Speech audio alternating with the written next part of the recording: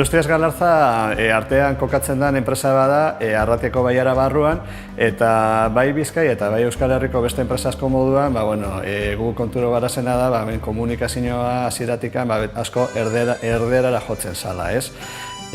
Oin dela denbora bat, barne ikerketa bat egin genuen, pizkatxo bat ikusteko jendia zelan komunikatzen da, ez? Da bai konturatzen ginen zen, lankide asko, beraien artean, etxian, lagunen artean, familiarekin, oitxuria euskaraz hitz egiteko zekatela, baina lanera tortizia zenean asko erderara jotzen zutela, ez? Horren arrazoi handienetariko bat izanez da, lantalde honetatik badaoz parte bat hauek euskara ulertu arren ez dira zela euskal hiztunak, ez?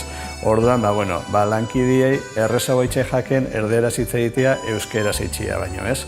Eta, gu erabaki gendun Eusgaran bitxartez proiektu hau martxan ipintzea, euskara gure hizkuntza dalako eta nahi genduna da, pizkatxo bat, normaltasun baten bitxartez, gure enpresan hitz egin ahal izatea, ez? Euskal ez hiztunak, modu batean, parte hartzen, laguntzen, animatzen, eta, beraiebe, proiektu honen parteide izateko. Merkatu mailan, komertzialki, salmenta arloan, ahalik eta merkatu gizenetara zabaltzen, ez? Orduan, zentzu honetan gaur egun 80 herrialde baino gehixotan kokaturikan gaude.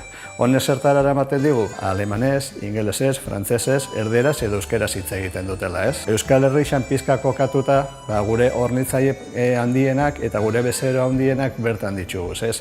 Eta, bai jungarazena konturatzen, beraiekin hitz egiten goiezen gainean, beraien arteko komunikazioa askotan euskeraz izaten dela, ez? Orduan, guretako proiektu honek lagundu diguna izan da, ez barne aldian bakarrikan euskeraz hitz egitea, baizik eta bai hornitzaile eta bezeruekin bai euskaraz komunikatu ahal izatea. Eusgaran bitxartez laguntza asko kido, azkenean baliabideak eman digute, jende prestatutako jende bat izan da, esperientzia duen jende bat izan da, eta proiektuaren hasieratik gurekin egon dira, apoio handi bat eman digute, eta lortu dugunen arte euskara txertatzea enpresa barruan, bai gure lantaldearen barruan, hornitzaileekin, bezeroekin eta gizartearekin generalian, beraiek gurekin egon dira.